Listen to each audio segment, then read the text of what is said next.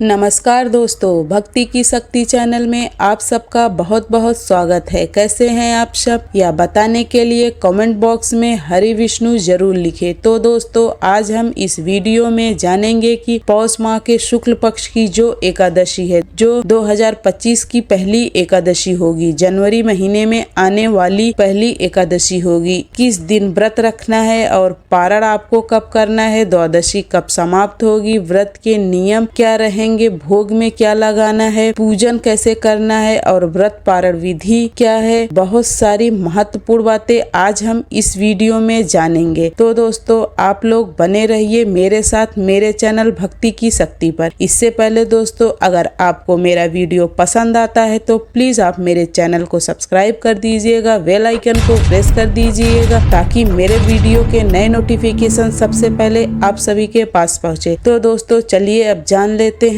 सभी महत्वपूर्ण बातें। आने वाली जो एकादशी होगी वह पौष माह की दूसरी एकादशी होगी, जो 10 जनवरी को एकादशी है। उसका नाम पुत्रदा एकादशी है। पुत्रदा एकादशी का व्रत संतान की सुख शांति के लिए रखा जाता है। पुत्रदा एकादशी मनुष्य के सभी दुखों को दूर करने वाली है, मनुष्य के सभी कामनाओं को पूर्ण करने वाली है। इस एकादशी का जो कोई व्रत करता है उसको मानसिक शांति से लेकर वैकुंठ की प्राप्ति तक सब कुछ प्राप्त हो जाता है। और इस दिन व्रत रखने से भगवान विष्णु और माता लक्ष्मी की कृपा प्राप्त होती है। परंतु इस एकादशी का विशेष रूप से व्रत किया जाता है। पुत्र की प्राप्ति के लिए, संतान की प्राप्ति के लिए इसका व्रत करते हैं और पुत्र की कामना के लिए इसका व्रत किया जाता है, क्योंकि ऐसा माना जाता है कि इस एकादशी का व्रत करने से पुत्र रत्न की प्राप्ति होती है। इसीलिए इसका नाम पुत्रदा एकादशी है। पुत्रदा एकादशी साल में 2 बार आती है। एक यह जो पौष माह में आती है और दूसरी श्रावण मास में आती है। दोनों का विधान अलग है, दोनों की कथा अलग है, परंतु दोनों ही पुत्र रत्न की प्राप्ति के लिए विशेष महत्व है।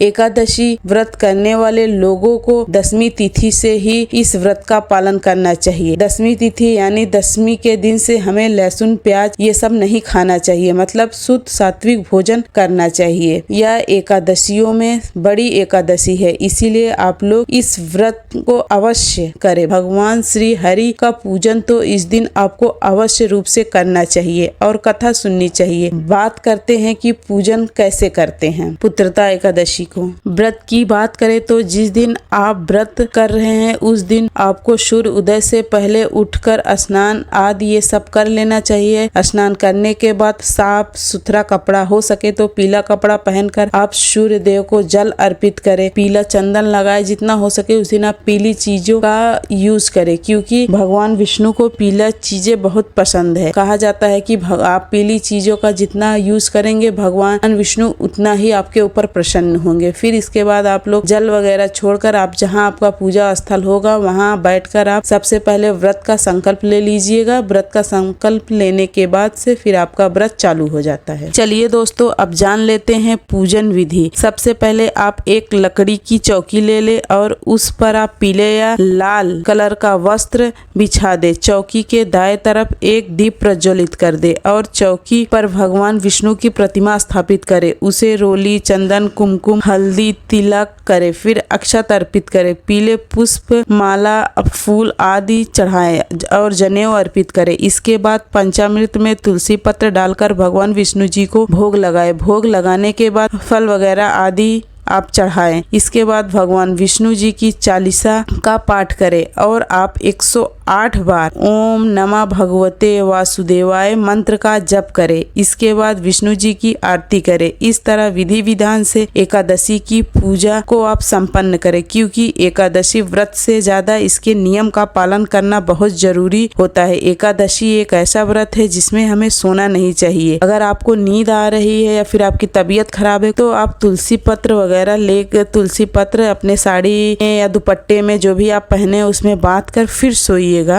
अगर सब ठीक है तो आप उस दिन एकादशी के व्रत में ना सोए तो बहुत अच्छा होता है। फिर अगले दिन यानी द्वादशी के दिन प्रातः काल जल्दी उठकर पुनः स्नान आदि करके भगवान विष्णु की विधि विधान से पूजा करे। इसके बाद जरूरतमंद या ब्राह्मण को दान दक्षिणा दे। दान दक्षिणा देने के बाद हमें पारण करना चाहिए। तो चलिए दोस्तों, अब हम जान लेते हैं कि साल 2025 में पौष माह पुत्र पुत्रता एकादशी का व्रत कब रखना है। तो आपको बता दूं कि पौष माह शुक्ल पक्ष की एकादशी तिथि का प्रारंभ 9 जनवरी 2025 दोपहर 12:22 पर होगा और समाप्त हो रही है 10 जनवरी सुबह 10:19 पर। तो उदय तिथि के आधार पर पुत्रता एकादशी 10 जनवरी 2025 दिन शुक्रवार को इसका व्रत रखा जाएगा और पौष पुत्रता एकादशी का पारण का शुभ मुहूर्त है 11 जनवरी दिन शनिवार 2025 को सुबह 7:15 से लेकर 8:21 तक रहेगा और उस दिन द्वादशी तिथि समाप्त हो रही है 11 जनवरी 2025 को सुबह 8:21 पर समाप्त हो रही है। तो दोस्तों पुत्रता एकादशी को लेकर मेरा वीडियो यहीं तक था। फिर मिलती हूँ अगले वीडियो में, तब तक के लिए नमस्कार।